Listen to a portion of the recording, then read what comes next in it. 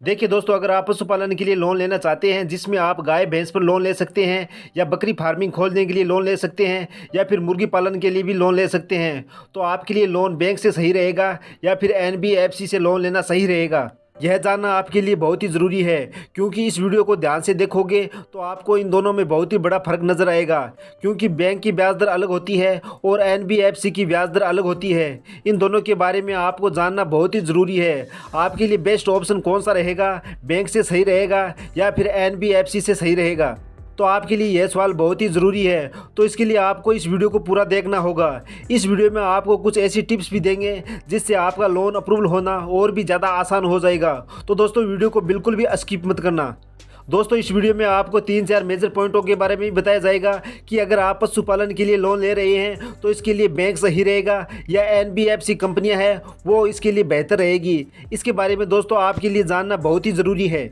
तो सबसे पहले आप सोचें कि अगर आपके पास 10 गाय हैं और आप इन गायों की संख्या बढ़ाना चाहते हैं, या फिर आपके पास डेयरी फार्मिंग है लेकिन आपको मशीनरी और शेड बनाने के लिए पैसों की आवश्यकता है, ऐसे में दोस्तों लाइफ स्टॉक लोन आपकी काफ़ी मदद करता है। लेकिन यह लोन मुख्य रूप से पशुपालक और किसान भाइयों को दिया जाता है ताकि वे अपने पशुओं की संख्या बढ़ा सके और अच्छी तरह से अपने पशुओं के लिए चारा खरीद सके, जिससे उनका डेयरी फार्मिंग और भी ज़्यादा बेहतर हो सके।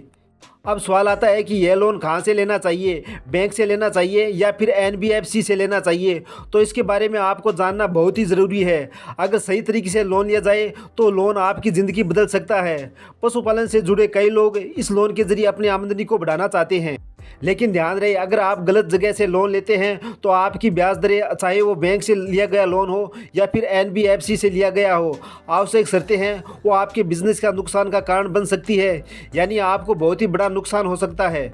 इसलिए आपको सही चुनाव करना चाहिए कि अगर आप पशुपालन के लिए लोन लेना चाहते हैं तो एनबीएफसी सही रहेगा या फिर बैंक से लोन लेना सही रहेगा। इसके बारे में आपको जानना बहुत ही ज़रूरी है। अब सबसे बड़ा सवाल आता है कि बैंक और एनबीएफसी में कौन सा लोन लेना सही रहेगा। अगर आप यहाँ आकर गलती कर देते हैं तो आपके बिजनेस में बहुत ही बड़ा नुकसान हो सकता है। अब आपको समझाते हैं कि इन दोनों में क्या क्या फ़र्क है, क्या डिफरेंट है। तो बैंक का सबसे पॉजिटिव पॉइंट यह है कि आपको बैंक में ब्याज दर काफ़ी ज़्यादा कम देनी पड़ती है। लेकिन दोस्तों, एक नेगेटिव पॉइंट यह भी है कि इसके साथ साथ बैंक में कड़ी शर्तें होती है और लोन अप्रूवल होने का प्रोसेस भी काफ़ी ज़्यादा लंबा होता है। दूसरा इसका पॉजिटिव पॉइंट यह भी है कि आपको सुरक्षित तरीके से ये लोन दिया जाता है। लेकिन एक नेगेटिव पॉइंट यह भी है कि बैंक में लोन लेते समय आपको काफ़ी ज़्यादा डॉक्यूमेंटों की आवश्यकता पड़ती है। यानी डॉक्यूमेंटों के भरोसे ही आपको यह लोन दिया जाता है, आपके सिविल स्कोर पर यह लोन दिया जाता है। लेकिन सबसे मेजर पॉइंट यह है कि आपको कम ब्याज दर पर यह लोन मिल जाता है और बड़े स्तर का लोन आपको प्राप्त हो जाता है। अब बात करते हैं कि एनबीएफसी की क्या खासियत होती है। तो दोस्तों, सबसे पहले मैं आपको इसके बारे में बता देता हूं कि एनबीएफसी आखिर क्या होती है। तो एनबीएफसी का मतलब नॉन बैंकिंग फाइनेंशियल कंपनीज होता है।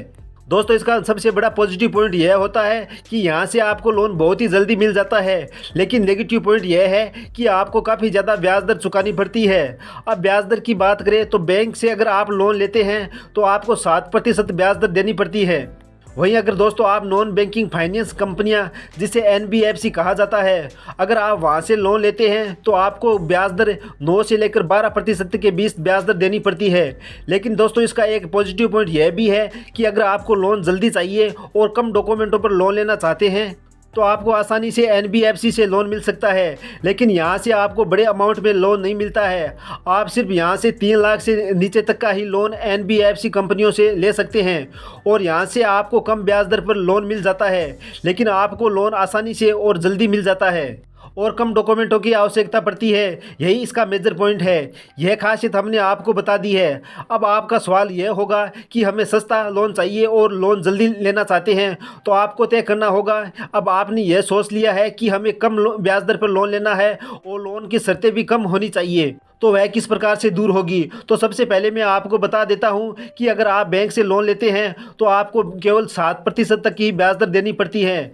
वहीं अगर आप एनबीएफसी से लोन लेते हैं तो आपको 9 से लेकर 12% के बीच ब्याज दर देनी पड़ती है।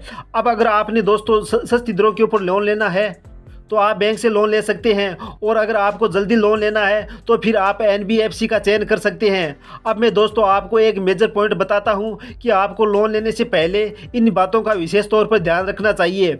अब आपने समझ लिया है कि बैंक और एनबीएफसी में क्या फ़र्क है। तो आइए अब जानते हैं कि आपके लिए सही लोन कौन सा होगा।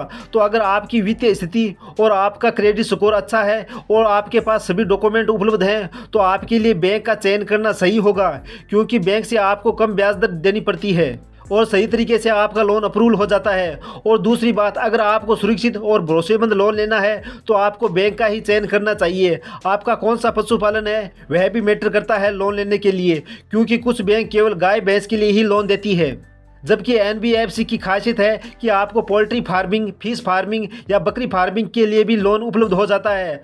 अब दोस्तों आपको तय करना है कि आपको गाय भैंस के लिए लोन लेना है या पोल्ट्री फार्मिंग के लिए लोन लेना है या फिर बकरी पालन के लिए लोन लेना है या फिर मुर्गी पालन के लिए लोन लेना है। तो दोस्तों अब आप इनमें से तय कर लेना कि आपको कौन सा लोन लेना है। अगर आप केवल गाय भैंस के लिए लोन लेना चाहते हैं तो आप बैंक का चयन कर सकते हैं। अगर आपका लोन छोटा है तो फिर आप एनबीएफसी को सेलेक्ट कर सकते हैं, क्योंकि एनबीएफसी में छोटा लोन लेने के लिए ज़्यादा ब्याज दर नहीं देनी पड़ती है और यह लोन जल्दी चुकता हो जाता है। अब बात करते हैं कि किन डॉक्यूमेंटों की जरूरत पड़ने वाली है, यानी बैंक के लिए कौन से डॉक्यूमेंट होने चाहिए और एनबीएफसी के लिए कौन से डॉक्यूमेंट होने चाहिए।